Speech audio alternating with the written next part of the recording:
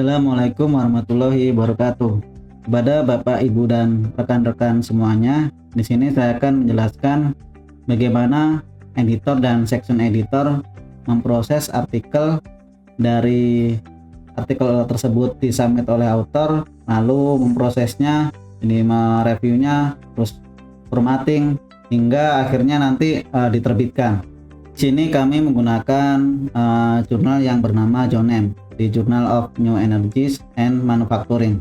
JONEM ini menggunakan Open Journal System versi 2. Jadi sebagian besar prosesnya akan sama dengan jurnal-jurnal lain yang menggunakan Open Journal System atau OJS versi 2. Apakah prosesnya sama persis atau tidak, itu nanti tergantung setup atau pengaturan awal yang diterapkan pada setiap jurnal. Sebagai editor dan section editor, jadi tahap awal yang perlu dilakukan adalah masuk pada website jurnalnya.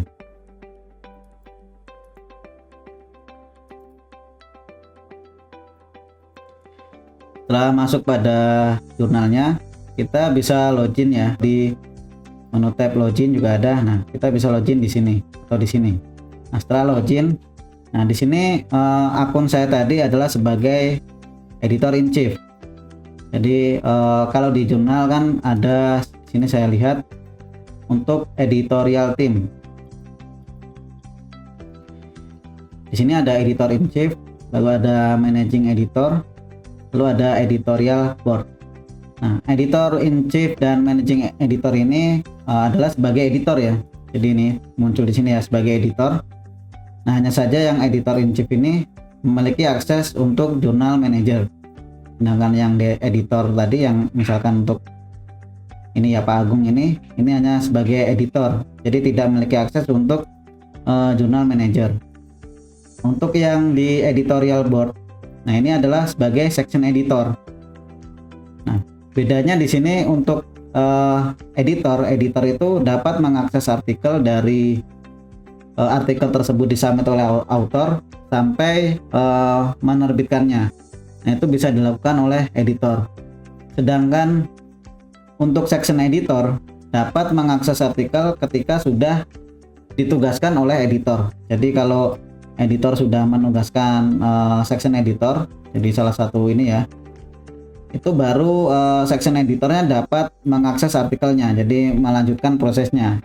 Dan melanjutkan di sini juga tidak sampai tuntas ya, tidak sampai artikel tersebut terbit, karena beberapa komponen itu perlu dilakukan oleh editor. Jadi seperti di tahapan editing, jadi beberapa komponen di tahapan editing tuh beberapa tidak bisa dilakukan oleh section editor karena tidak memiliki akses. Yang bisa melakukan adalah editor.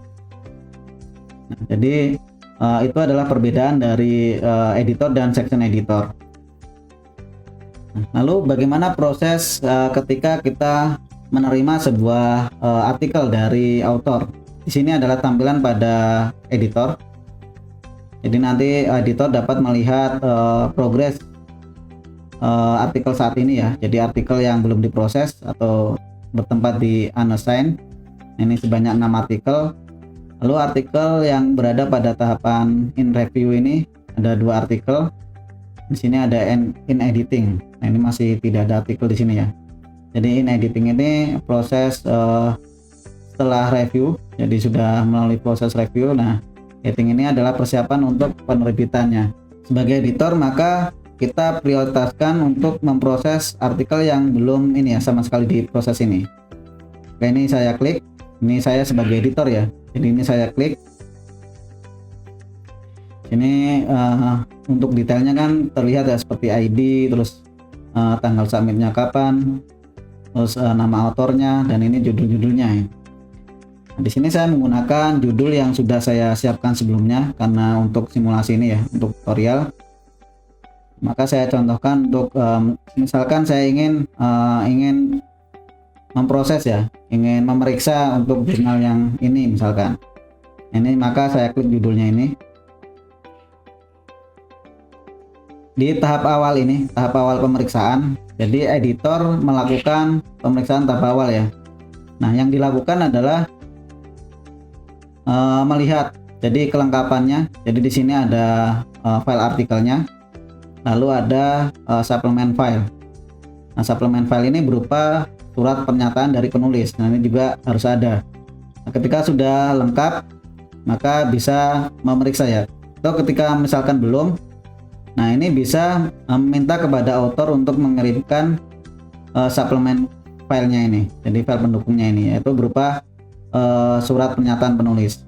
Dan ketika sudah dikirim, maka di sini untuk editor langkahnya memeriksa ya. Jadi mengunduh file artikelnya dan mengunduh juga ini juga bisa ya, memeriksa apakah sudah benar datanya, isiannya. Nah, kita lihat. Untuk pertama kita lihat pada sisi artikelnya. Nah, untuk di sisi artikel biasanya yang diperiksa adalah apakah topik artikel ini sudah sesuai dengan JONM. Kalau misalkan tidak sesuai, misalkan yang disubmit adalah topiknya misalkan manajemen atau ekonomi, maka keputusan editor adalah mereject artikel yang telah disubmit oleh author. Jadi kita reject dan diberikan informasi bahwa topik artikel ini tidak sesuai dengan topik artikel yang ada di JONM. Lalu yang kedua, melihat dari sisi format penulisannya. Kita lihat format penulisannya apakah sudah mengikuti template dari JONM. Nah, misalkan tidak sesuai, maka editor bisa mereject. Nah, mereject ini dalam artian memerintahkan author untuk mensubmit ulang. Jadi saat mereject kan itu mengirimkan email ya. Jadi saat mengirimkan email, di informasinya, di isi emailnya diberikan penjelasan tentang apa yang perlu diperbaiki di sini. Terus yang ketiga, biasanya diperiksa nilai plagiasinya. Jadi melihat apakah artikel ini sudah pernah publish atau belum, lalu apakah nilai plagiasi dari artikel ini tidak melebihi batas. Jadi ketika ketiga komponen itu sudah terpenuhi, maka editor bisa melanjutkan proses untuk artikel ini. Di proses selanjutnya adalah menugaskan section editor. Nah, kita umpamakan artikel ini sudah memenuhi kriteria dari segi topik, terus template dan nilai plagiasi sudah lolos. Nah, maka dari itu di sini editor memerintahkan section editor. Nah, di sini ini kan ada 3 pilihan ya. Ada add section editor, lalu add editor, dan add self. Ini adalah menugaskan section editor, ini menugaskan editor lain, dan atau menugaskan editor itu sendiri. Jadi menugaskan dirinya sendiri. Di sini saya menugaskan section editor. Saya ambil contoh, misalkan editor di sini menugaskan section editor yaitu Ibu Wiwit. Nah, maka di sini saya assign untuk Ibu Wiwit. Nah, di sini adalah email yang akan dikirim ya, email pemberitahuan ke Ibu Wiwit untuk melanjutkan proses artikel ini. Nah, maka ini nanti saya send. Jadi untuk realnya kan di send ya. Nah, maka karena ini simulasi, maka ini saya skip email.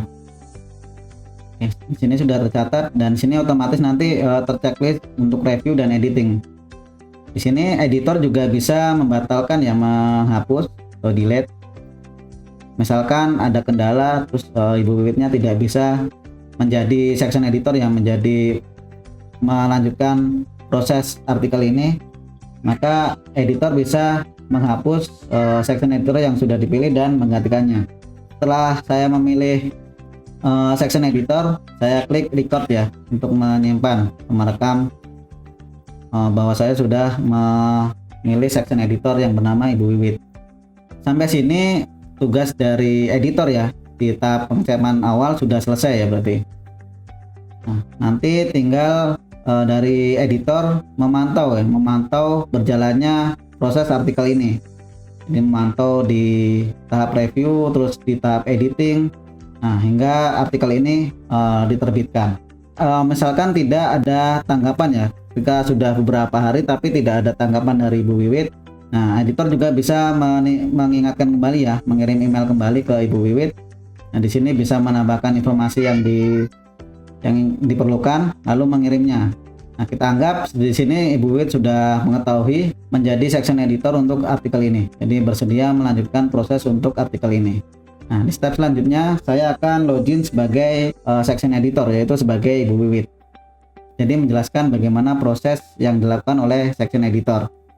Nah, di sini saya logout dahulu sebagai editor.